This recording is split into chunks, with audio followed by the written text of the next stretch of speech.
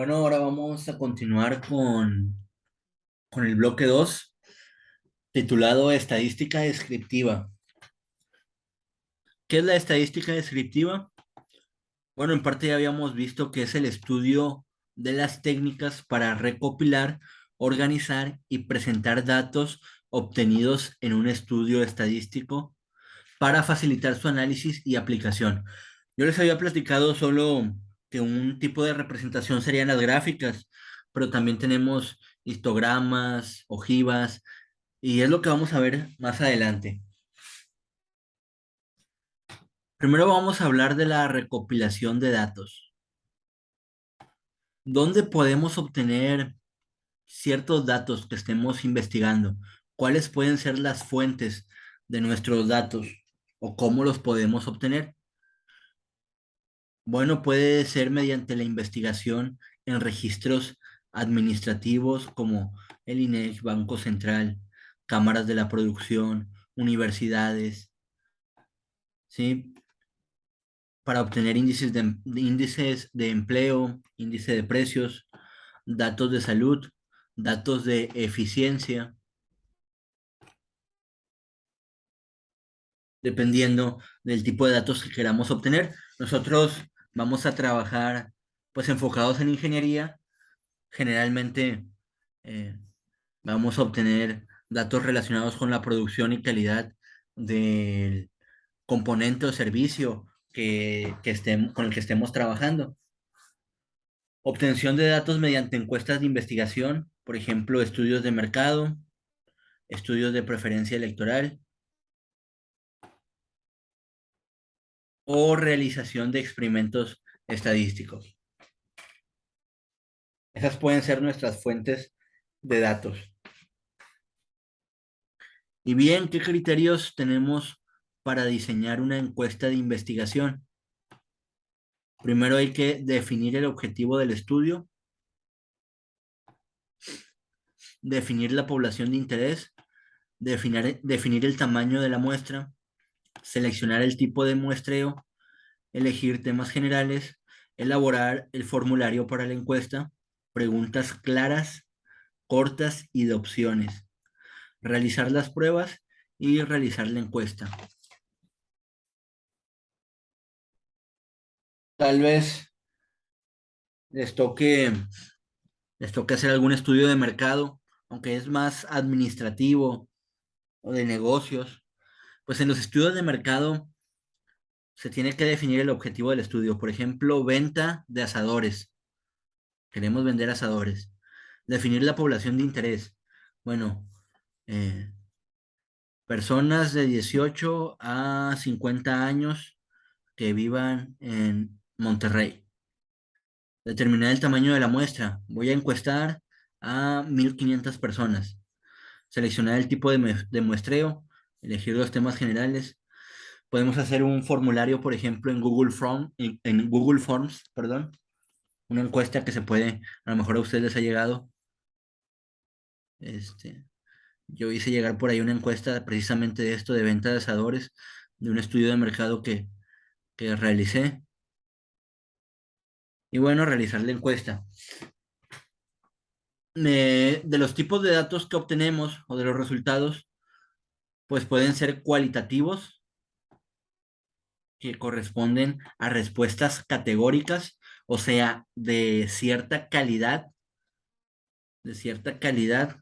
o cualidad. Por ejemplo, el estado civil de una persona, eso es una cualidad de una persona. Datos cuantitativos que corresponden a respuestas numéricas. Ejemplo, la edad en años. También los datos cuantitativos, es decir, los que son numéricos, pueden ser discretos, obtenidos mediante conteo, o pueden ser continuos, mediante mediciones. Ahora vamos a hablar de la simbología que estaremos utilizando en este bloque. Vamos a utilizar la letra N mayúscula, que va a ser el tamaño de la población objetivo. N minúscula, que es el número de elementos que se incluyen en la muestra. Entonces, n, tamaño de la población, n mayúscula. N minúscula, muestra. Y x representa la característica que es de interés estudiar, o sea, la variable que vamos a estudiar. Puede ser un conjunto de variables. ¿Qué es un conjunto? Bueno, sería x1, x2, hasta xn, o sea, hasta la cantidad de variables que queramos tener. En la notación vectorial, x es un vector de n variables.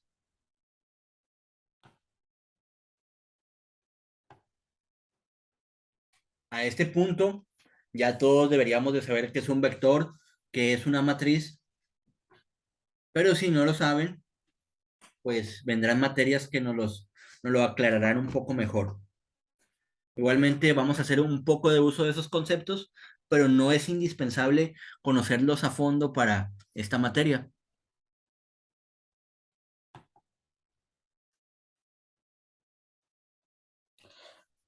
Bueno, cada variable puede tomar un valor que se obtiene mediante una medición y estos valores se les puede representar por x, como ya lo comentamos, y se escribe x mayúscula uno igual a x minúscula uno. Entonces debemos entender que cuando tomamos la medición, la variable x mayúscula uno, pues obtuvimos el valor x minúscula uno o subíndice uno. Esto se dice subíndice. Vamos a hacer un ejemplo. Esta explicación es algo abstracta, así que vamos a ejemplificarla para poder entenderla mejor.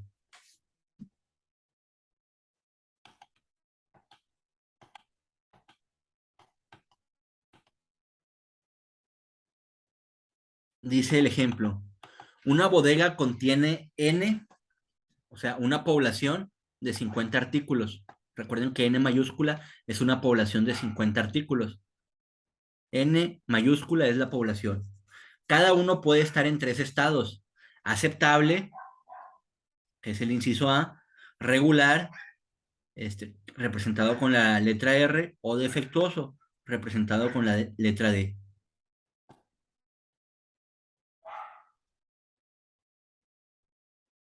Entonces, esas van a ser nuestras variables, ¿sí? Una variable es algo que cambia. ¿Qué es lo que va a estar cambiando? El estado de nuestros artículos, que pueden ser regulares, defectuosos o aceptables. Para una inspección se decide tomar una muestra X de n igual a 4 artículos. Es decir, la población es de 50 artículos, pero nosotros no vamos a tomar los 50 artículos para hacer la estadística. Nada más vamos a tomar 4 artículos. Eso es n minúscula, o sea, la muestra. La población, n mayúscula; la muestra, n minúscula. Las variables A, R y D. Entonces vamos a suponer que los valores obtenidos son D, A y R, o sea, defectuoso, aceptable, aceptable, irregular. Entonces, x1 es igual a D1, x2 es igual a A, x3 es igual a A y x1 es igual a R. Es decir, tenemos estas variables. Variable uno, defectuoso; variable 2, aceptable; variable 3, aceptable; y aquí debería ser variable 4,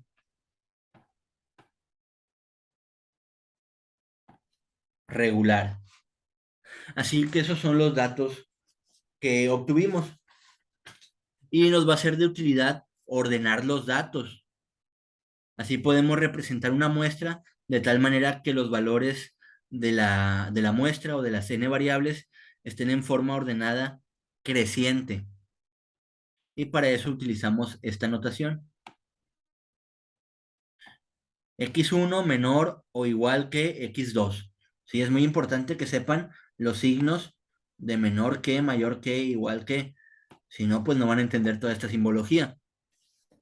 Igual, estos son cosas básicas que deben de saber. Si no se las saben, Pónganse a repasar aritmética, álgebra, pero igual les voy a dar una idea. Esto vamos a imaginárnoslos como un cocodrilo, ¿verdad? Esto de hecho se vio desde la primaria. Como un cocodrilo, el cocodrilo siempre se come al mayor. Entonces yo puedo decir que uno es menor que 2 o 2 es mayor que uno. Igual si lo pongo así, 2 es mayor que uno.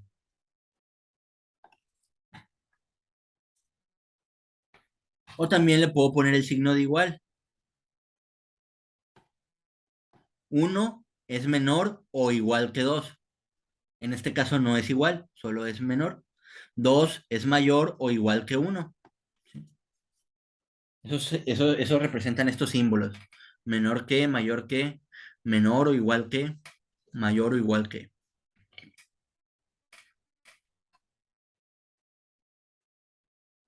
Entonces, por ejemplo, si tenemos una muestra de tamaño n igual a 4, o sea, una muestra de 4 artículos o de 4 objetos, 4 cosas, 4 lo que sea, contiene los valores x1 igual a 7, x2 igual a 8, x3 igual a 5 y x4 igual a 2. Pero lo más conveniente sería ordenarlos de mayor a menor, o sea, en forma creciente. También podemos ordenar en forma decreciente. Decreciente es de mayor a menor y creciente es de menor a mayor. Creciente, x1 el más chico, que es 2, x2 el siguiente valor más chico, que es 5, luego x3 que es 7 y x4 que es 8.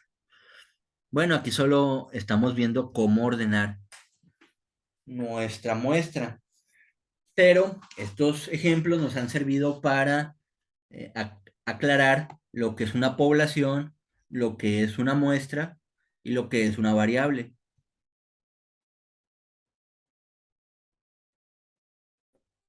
Entonces ahora a ustedes les corresponde responder estas preguntas, pero estas preguntas no las vamos a contestar todavía. Las vamos a contestar junto con el siguiente ejercicio, después de un ejemplo que les voy a poner. Vamos a ver este ejemplo.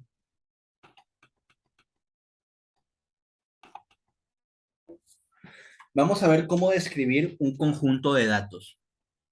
Los datos se pueden describir en una tabla, o sea, tabularmente, en una gráfica, o sea, gráficamente, y mediante números que caracterizan al grupo de datos. Si la muestra contiene pocos datos, pues se pueden representar directamente, pero si el número de datos es grande, conviene agruparlos para facilitar su análisis. Un dispositivo para la agrupación de datos y facilitar su análisis e interpretación es la tabla de frecuencias.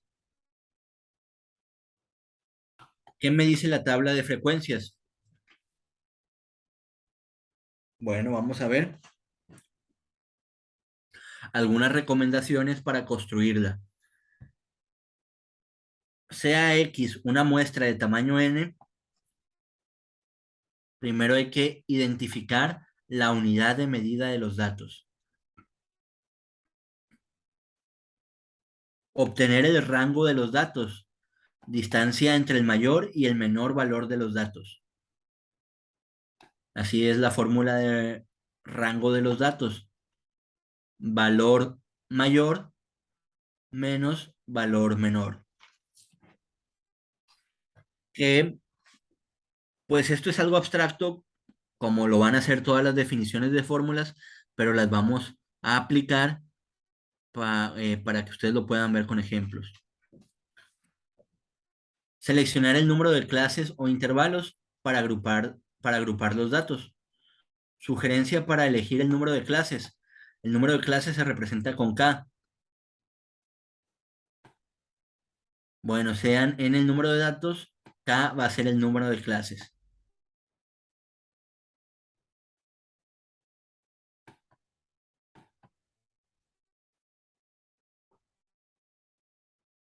Por ejemplo, si el número de datos son menos de 50, podemos utilizar de 5 a 7 clases. Si el número de datos son entre 50 y 100, pues se nos recomienda utilizar de 6 a 10 clases. Si el número de datos es entre 100 y 250, se nos recomienda utilizar de 7 a 12 clases.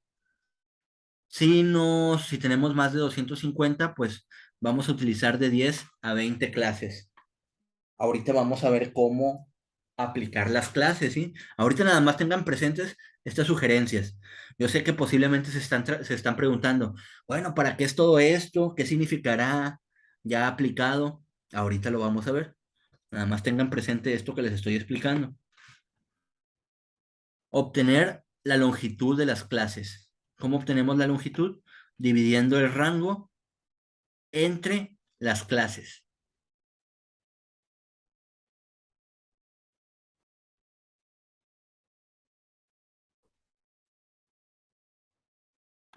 Si A1 y B1 son los extremos de la clase, entonces, de la clase I, entonces el intervalo de la clase I es de A1 hasta B1. ¿Sí? Sí, porque digamos que tenemos varios datos que empiezan en un dato que le vamos a llamar A1, independientemente de cuál sea el dato, y siguen hasta B1. Entonces, los datos que vamos a tomar en cuenta son estos, que serían desde A1 hasta cercano a B1 o hasta B1. Así que aquí tenemos la notación o lo que significa cada letra. N, ya sabemos que es el número de datos, K, el número de clases, F1 es la frecuencia de la clase I, puede ser 1, 2, 3, dependiendo de cuántas frecuencias, de cuántas clases haya. F, Fi entre N es la frecuencia relativa de la clase, Fi es la frecuencia acumulada, Fi entre N es la frecuencia acumulada relativa y Mi es la marca de la clase. Vamos a ver un ejemplo ahora sí, para hacer una tabla de frecuencia.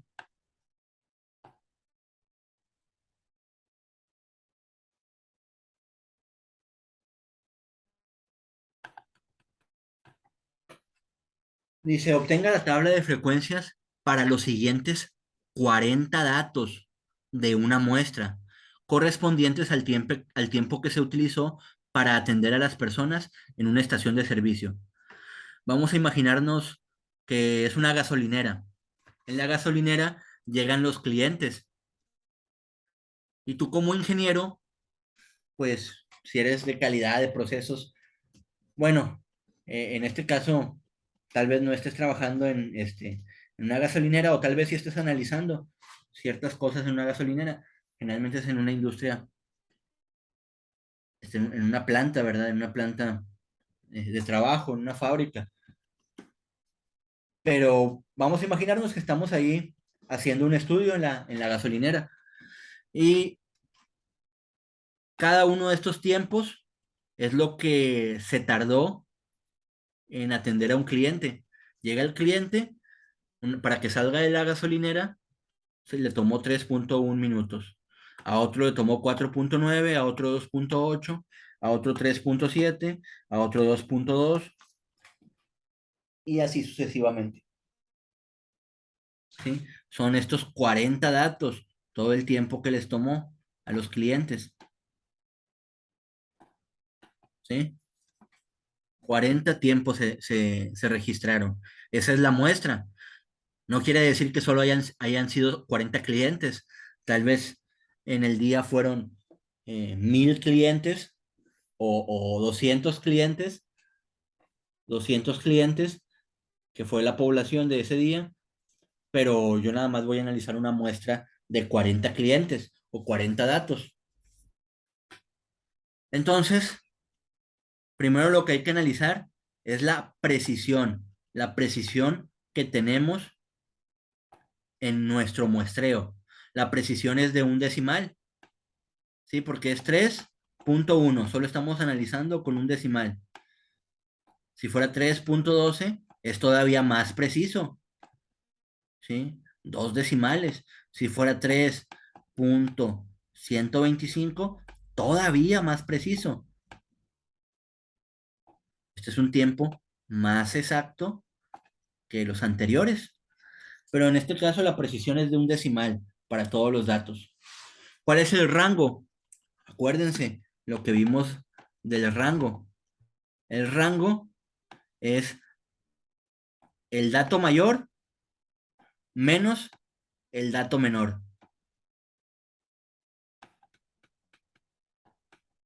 Aquí, ¿cuál es el dato mayor? Pues el dato mayor es 6.2.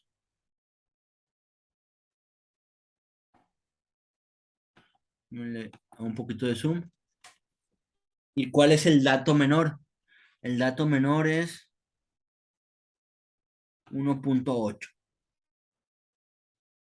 Entonces el rango va de 6.2 menos 1.8. Te da como resultado 4.4. Ese es mi rango. Mi rango es 4.4. ¿Cuántas clases hay?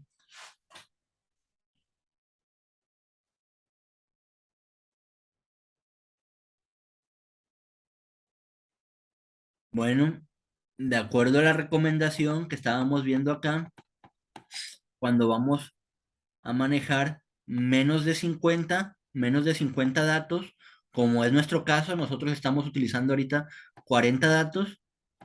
Las clases que podemos usar son de 5 a 7. En este caso, pues vamos a utilizar 6. Está en este margen, ¿verdad? De 5 a 7 clases, cuando son menos de 50 datos. Yo tengo menos de 50 datos, son 40, entonces voy a utilizar 6 clases. ¿Cuál es la longitud? Bueno, la longitud la encontramos, como ya habíamos dicho, dividiendo el rango entre las clases. Entonces la longitud sería rango, que es 4.4 entre las clases, que es 6.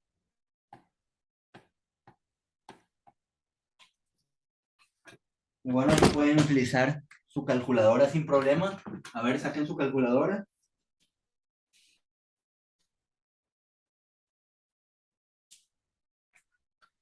Vamos a hacer esa división. 4.4 entre 6.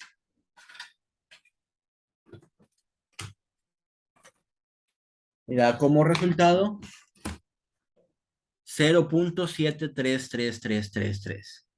Esa es la longitud. 0.73333.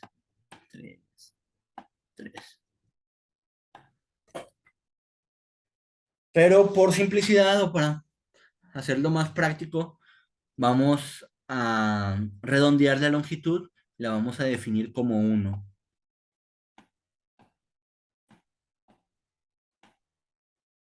También, por simplicidad, vamos a utilizar números enteros para las clases. Por ejemplo,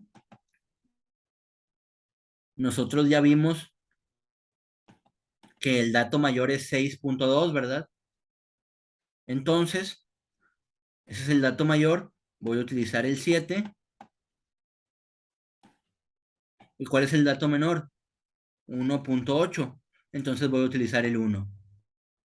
Así que mis clases se van a basar en los datos 1 a 7. Perdón, dejé de compartir pantalla. Permítanme.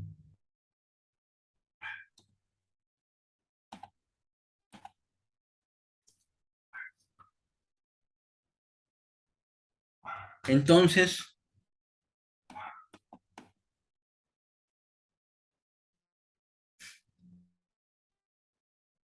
pongo mis números que van del 1 al 6, de acuerdo a mi rango,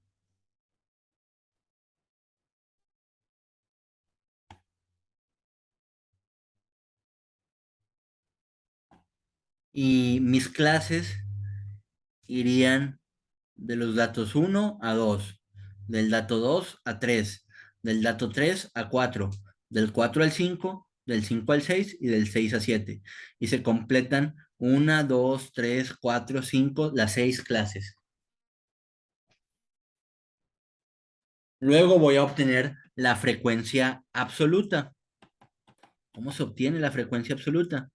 Bueno, vamos a ver cuántos datos caen en este intervalo, cuántos datos caen en ese intervalo entre el 1 y el 2. Vamos a señalarlos con azul. Voy a borrar esto por mientras.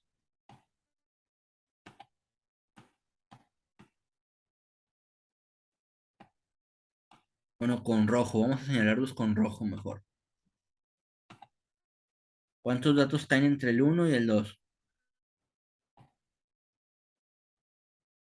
Pues sería, por ejemplo, el 1.8. El 2.2 ya se pasa del 2. Es más grande que el 2. ¿Hay algún otro? No hay ningún otro, ¿verdad? Entonces, ¿cuántos datos se repiten entre el 1 y el 2? Pues nada más este. Nada más tendría una frecuencia absoluta de 1. ¿Me explico? Ahora vamos a ver cuántos datos o con qué frecuencia caen los datos entre el 2 y el 3. Bueno, por ejemplo, aquí tengo uno. Este número está entre el 2 y el 3. Este también. El 3.6 ya se pasa del 3. Acá tengo otro. Acá tengo otro entre el 2 y el 3. Acá tengo otro entre el 2 y el 3. Acá tengo otro. Acá tengo otro. Otro más entre el 2 y el 3. Otro más. Son bastantitos. Son 1, 2, 3, 4, 5, 6, 7, 8 y 9. 9 datos entre el 2 y el 3. Esa es la clase que estoy analizando. Ahora vamos a ver la siguiente clase, entre el 3 y el 4. Entre el 3 y el 4, ¿cuántos datos hay?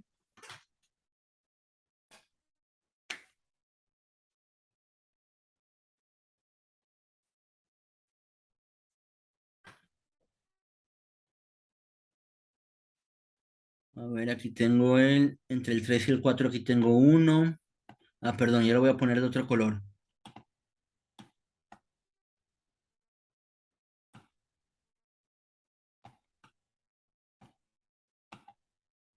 Vamos a ponerlo de color verde, por ejemplo.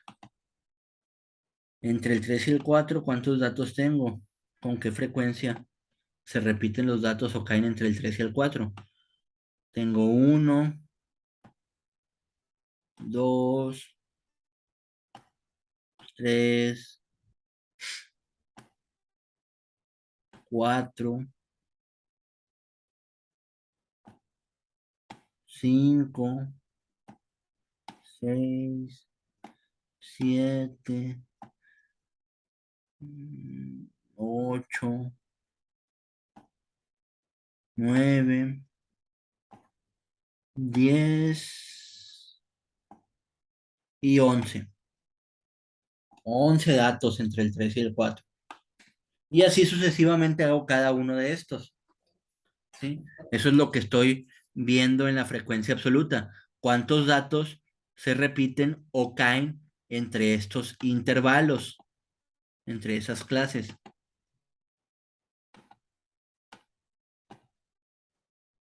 Por ejemplo, entre el 6 y el 7. Vamos a ver esta otra clase, ya por último. Entre el 6 y el 7. Entre el 6 y el 7, ¿qué datos tengo? Tengo el 6.2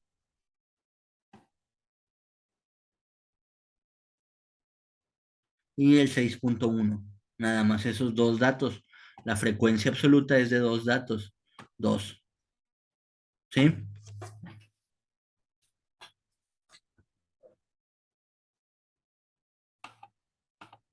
Bueno, ya con esto vamos a construir la tabla de frecuencias. ¿Qué debe llevar mi tabla de frecuencias?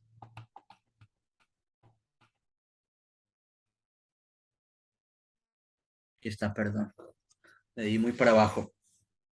Aquí está. Mi tabla de frecuencias debe llevar los números de clase que estoy usando. Aquí están uno, 2, 3, 4, 5, 6. Las clases,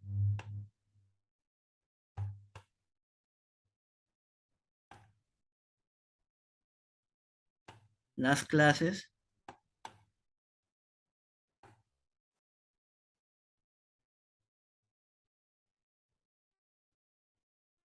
las marcas de clase M, es decir, el punto medio entre mi intervalo, entre el uno y el 2. ¿Cuál es mi punto medio? 1.5. Entre el 2 y el 3, 2.5. Entre el 3 y el 4, 3.5. Entre el 4 y el 5, 4.5. Entre el 6 y el 7, 6.5. Entre el 5 y el 6, 5.5. Esa es mi marca de clase. También debe llevar la marca de clase. La frecuencia absoluta, que acá yo ya había sacado mis frecuencias absolutas, son 1, 9, 11, 12, 5, 2.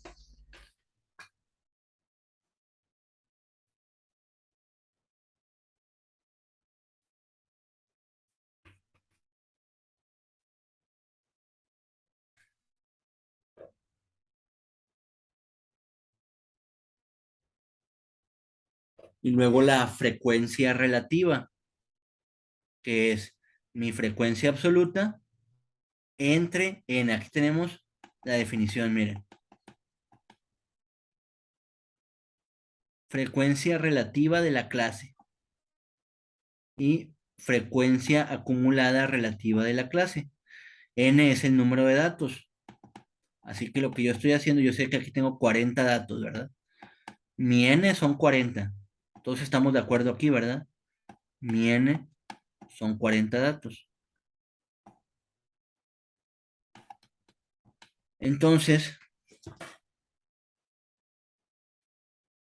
para la frecuencia relativa, yo tengo que dividir 1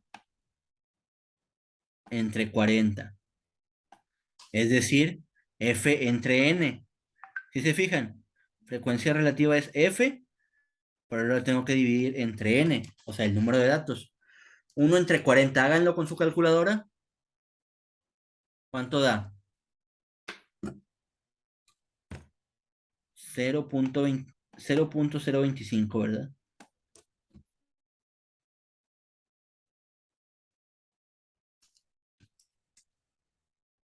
Y luego 9 entre 40,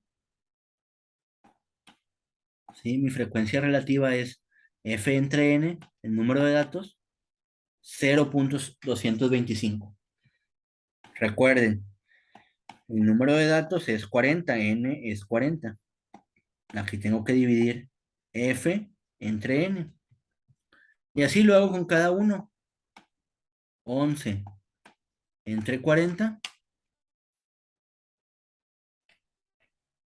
punto 200, 0.275. Luego 12 entre 40,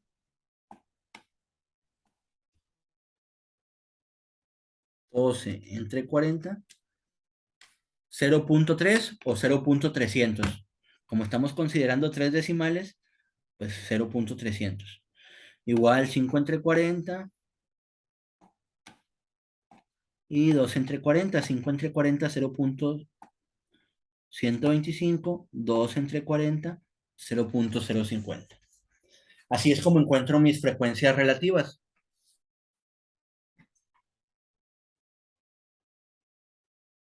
Ahora, para la frecuencia absoluta acumulada, tengo que ir sumando. ¿Qué voy a ir sumando? Bueno, aquí lo voy a poner con otro color.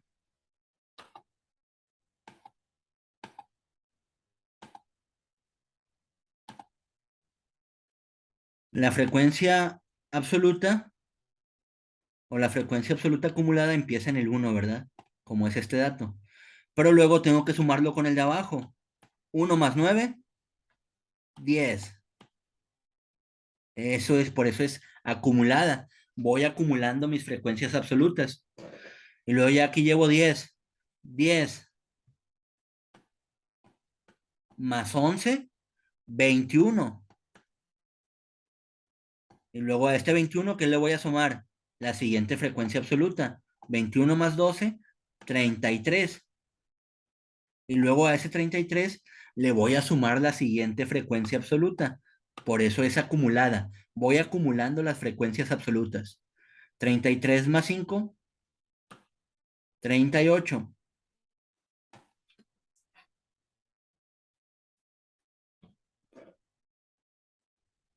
Y luego 38 más 2, 38 más 2, 40. Ahí ya completé mis frecuencias absolutas acumuladas. Solo sumando todas las frecuencias absolutas. Voy sumando las frecuencias absolutas.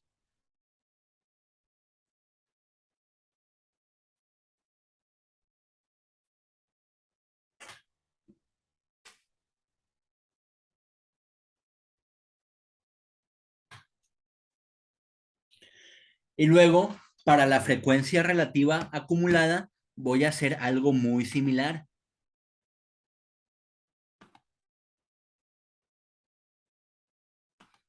Ojo, frecuencia relativa acumulada.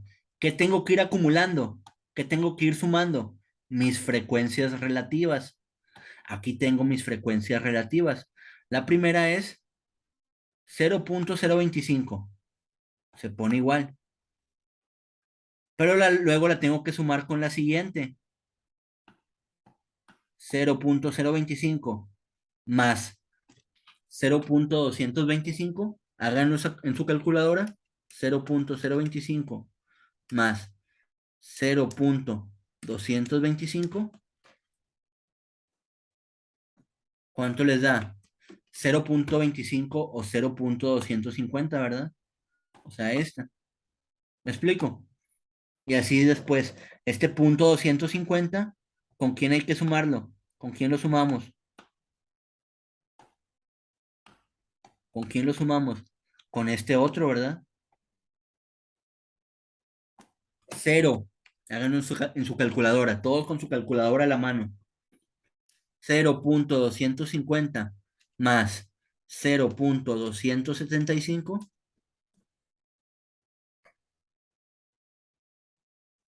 pues da 0.525, ¿verdad? Y luego a esto, ¿qué le sumo? Le sumo la siguiente frecuencia relativa.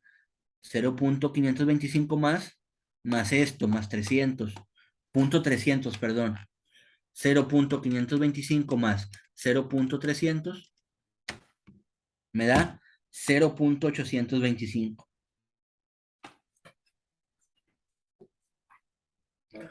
Luego, la frecuencia, este, la frecuencia relativa acumulada, pues hay que sumarle la siguiente frecuencia relativa. 0.825 más 0.125. 0.825 más 0.125. ¿Y cuánto me da? 0.950 más 0.950 más 0.050. Hagan en su calculadora. 0.950 más 0,50 da 1, ¿verdad? Aquí termina. Si se fijan, la frecuencia relativa acumulada siempre debe ser igual a 1. Y la frecuencia absoluta acumulada siempre debe ser igual al número de la muestra. ¿Sí? Bueno, tome nota. eh, Espero hayan puesto muy buena atención. Lo traté de explicar lo más detallado posible. Ahora ustedes van a realizar un ejercicio de frecuencias relativas absolutas, bueno, en general de la tabla de frecuencias. ¿Cuál es el ejercicio que van a realizar? Este ejercicio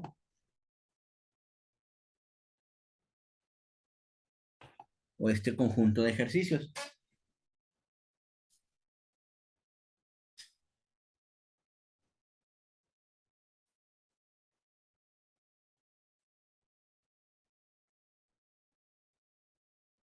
¿Sí? Dice, suponga que una población objetivo consta de 5 personas y que es de interés para un estudio la edad en años. Los valores incluidos en esta población son 25, 30, 40, 25 y 20. De esta población se toma una muestra de tamaño 3. Si representamos la muestra x1, x2, x3, ¿cuántas muestras pueden obtenerse? Liste todas las muestras diferentes que se pueden tomar en esta población. Debe considerar todas las variables. Y bueno, después dice, con los resultados obtenidos y descritos en la tabla de frecuencias, en el ejemplo 1.4.4, conteste estas preguntas. Es decir, esta tabla. A partir de esta tabla, vamos a contestar estas preguntas. Estas preguntas del inciso 2. Y posteriormente, vamos al inciso 3. Dice, suponga que se desean analizar los siguientes datos correspondientes al costo de electricidad durante un mes y que se obtuvieron en una muestra de 50 casas en una zona residencial de Guayaquil. Aquí están todos los datos. ¿Y qué es lo que tienen que hacer? Bueno, encontrar el rango, el número de clases, la longitud, el conteo de frecuencias y hacer la tabla de frecuencias. ¿Sí? Esos son los ejercicios. Ya después, aquí abajo está un código de MATLAB para construir la tabla de frecuencias, pero no le pongan atención, no vamos a utilizar software, todo lo vamos a hacer manualmente. ¿Sí? Y bueno, ya después vamos a la representación gráfica de conjunto de datos, pero primero vamos a realizar este ejercicio. Vamos a dar de 30 a 40 minutos, ¿sí? Así que adelante, comencemos.